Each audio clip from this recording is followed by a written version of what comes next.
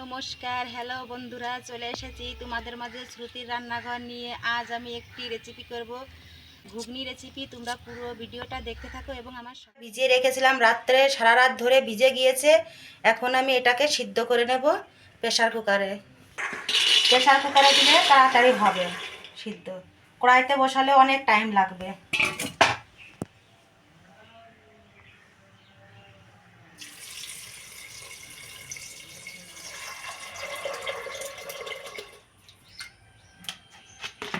লবণ দিয়ে দিয়েছি,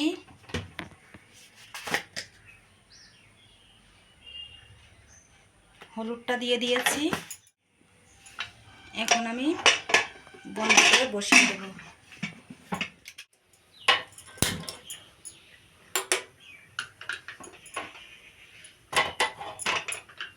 জন্য লাগবে আমার এখানে আলু কুচিয়ে নিয়েছি, এখানে নিয়েছি পেঁয়াজ কুচিয়ে নেব, আর টমেটো আছে, এখানে ধনে পাতা আছে, আর জিরে বাটা আছে, আদা বাটা আছে, রসুন বাটা আছে, আর এখানে ধনে বাটা আছে, আর এখানে সরিষার তেল নিয়েছি। টমেটোটা এখন কুচিয়ে নেব।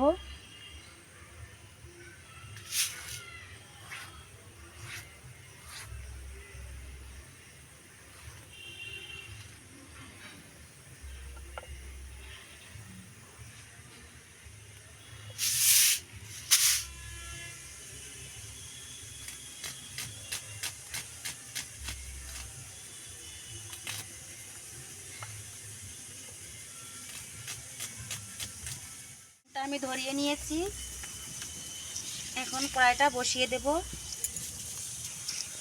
কড়াইটা আমার গরম হয়ে গিয়েছে, এখন আমি সরিষার তেল দিয়ে দেব।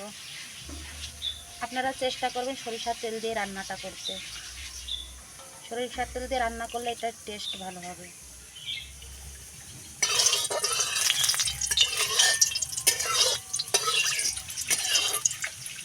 এবার আলুগুলো দিয়ে দেব।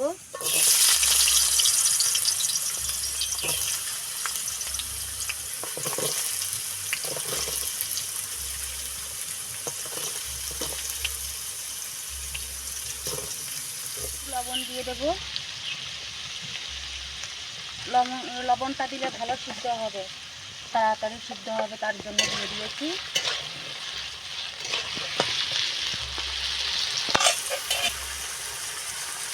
এখন আমি ঢাকা দিয়ে রাখবো। 2 মিনিট পর পর ঢাকাটা তুলে নাড়াচাড়া। 2 মিনিট হয়ে গিয়েছে, এখন আমি ঢাকনাটা তুলে আবার নেড়ে নেব। আবার এরকমের 2 মিনিট আবার ঢাকা দিয়ে রাখবো। আলুটা ভাজা আমার হয়ে গিয়েছে, লাল লাল হয়ে গিয়েছে, ভালো গলেও গিয়েছে এটা। এখন আমি তুলে নেব।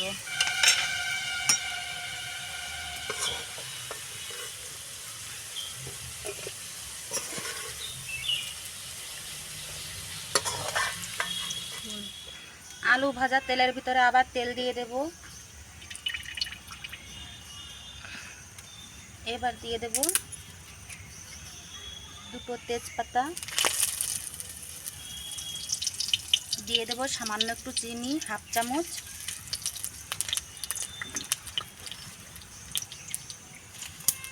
দিয়ে দেব জিরে,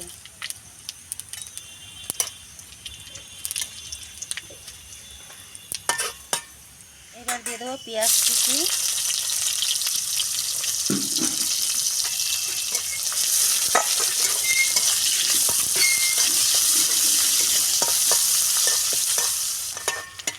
পেঁয়াজটা আমার ভালো করে ভাজা হয়ে গিয়েছে।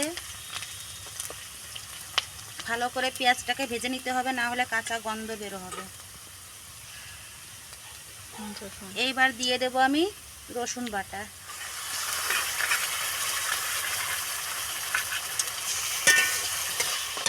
এইবার দিয়ে দেব আমি আদা বাটা, এইবার দিয়ে দেব জিরে বাটা, এইবার দিয়ে দেব ধনিয়া বাটা,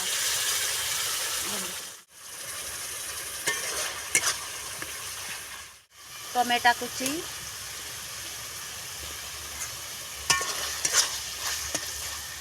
লঙ্কা কুচি, হলুদ গুঁড়ো,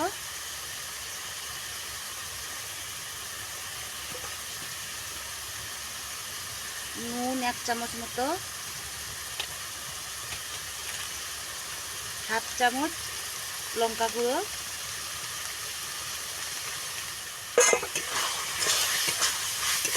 এটাকে ভালো করে কষিয়ে নিতে হবে। মশলাটা আমার কষানো হয়ে গিয়েছে, তেল ছেড়ে দিয়েছে এই যে সাইড দিয়ে। এবার দিয়ে দেবো আমি মিট মশলা 1 চামচ মতো,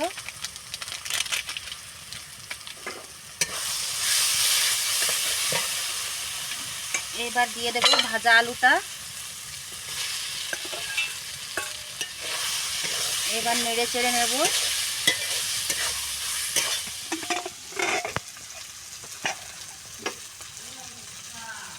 মটরটা আমার খুব সুন্দরভাবে সিদ্ধ হয়ে গিয়েছে, একদম খুব সুন্দরভাবে হয়ে গিয়েছে এটা।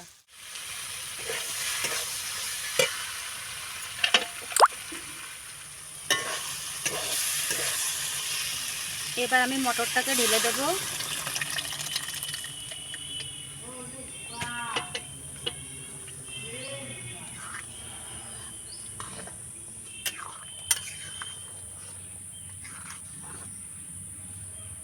এবার আমি ঢাকা দিয়ে 10 মিনিট রেখে দেব।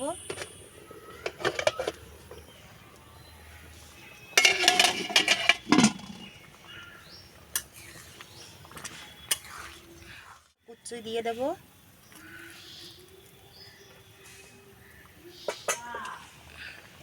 এবার গরম মশলা গুঁড়ো দিয়ে দেব 1 চামচ।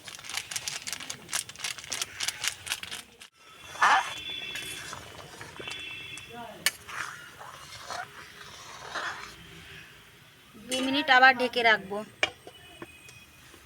এখন আমার হয়ে গিয়েছে, আমি ঢাকনাটা খুলে এবার নামিয়ে নেব।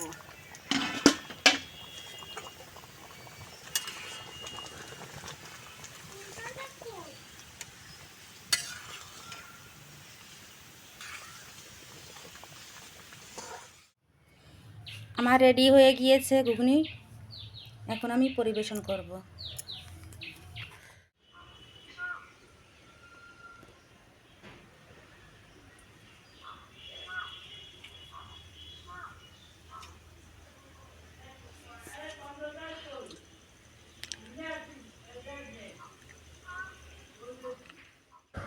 তোমাদের যদি আমার এই ঘুগনির রেসিপিটি ভালো লেগে থাকে অবশ্যই লাইক কমেন্ট শেয়ার করো, ভালো লাগলে সাবস্ক্রাইব করো।